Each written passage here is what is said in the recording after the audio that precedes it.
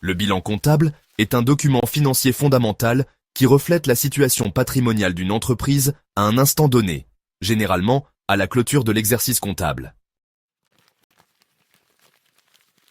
Il est l'un des documents financiers les plus importants avec le compte de résultat et l'annexe. Il permet d'évaluer la structure financière de l'entreprise, sa capacité à honorer ses engagements, ainsi que son potentiel de croissance. Ce document est essentiel pour les dirigeants, les investisseurs, les banques, les fournisseurs et autres parties prenantes qui souhaitent analyser la solidité et la viabilité d'une entreprise. Le bilan est composé de deux grandes parties, l'actif, ce que possède l'entreprise, et le passif, ce qu'elle doit. Son équilibre repose sur le principe fondamental de la comptabilité en partie double. Cette égalité signifie que toutes les ressources employées par l'entreprise doivent être financées par des fonds propres ou des dettes. Le bilan se divise en deux grandes parties, l'actif, les biens et droits possédés par l'entreprise. L'actif représente l'ensemble des éléments qui génèrent une valeur économique future pour l'entreprise. Il est classé par ordre de liquidité croissante, c'est-à-dire du plus stable au plus liquide.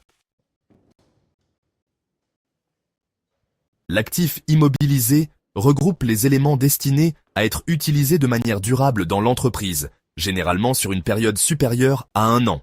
Il comprend immobilisations incorporelles, brevets et licences permettant à l'entreprise de protéger ses innovations, logiciels et développements informatiques, fonds de commerce et droit au bail, marque et goodwill ou survaleur lors d'une acquisition. Immobilisation corporelle, terrains et bâtiments, machines, équipements industriels et outillages, véhicules de transport et matériel de bureau. Immobilisation financière, titres de participation, c'est-à-dire actions d'autres entreprises, dépôts de garantie versés, prêts accordés aux filiales. L'actif circulant regroupe les éléments destinés à être consommés ou transformés rapidement, généralement en moins d'1 an. Stocks, matières premières et fournitures. Produits en cours de fabrication. Produits finis et marchandises destinés à la vente. Créances clients, montant dû par les clients en attente de paiement. Valeurs mobilières de placement, ou VMP, sont des placements financiers de court terme, tels que les obligations et actions liquides.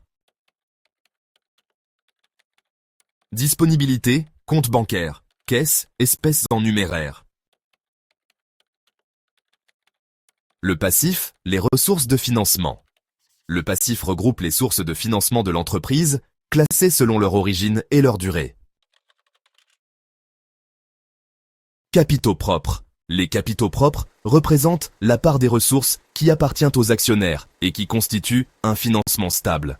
Capital social, apport en numéraire et en nature des actionnaires. Réserves, bénéfices non distribués accumulés au fil des années. Résultat net, bénéfices ou pertes de l'exercice en cours. Subvention d'investissement, aide à long terme pour le développement de l'entreprise. Les dettes représentent les obligations financières de l'entreprise. Dette financière, emprunt bancaire, obligations émises sur le marché financier. Dette fournisseur, somme dues aux fournisseurs pour des biens et services achetés. Dette fiscale et sociale, TVA à reverser, impôt sur les sociétés, charges sociales des salariés. Autres dettes, avances clients, dividendes à payer, provisions pour risque. L'analyse du bilan permet de comprendre la structure financière de l'entreprise et son équilibre financier. Fonds de roulement, also known as working capital, is an essential indicator of a company's financial health. Un fonds de roulement net global positif indique que l'entreprise dispose de ressources stables suffisantes pour financer ses immobilisations. This means the company has enough stable resources to cover its fixed assets. Besoin en fonds de roulement, or working capital requirements, is another crucial aspect to consider. It represents the funds needed to cover the gap between current assets and current liabilities. Un BFR élevé peut indiquer des problèmes de trésorerie. 3 ratios clés du bilan. Autonomie financière égale capitaux propres divisé par total du passif. Liquidité générale égale actifs circulants divisé par passifs circulants. Endettement égale dette financière divisé par capitaux propres.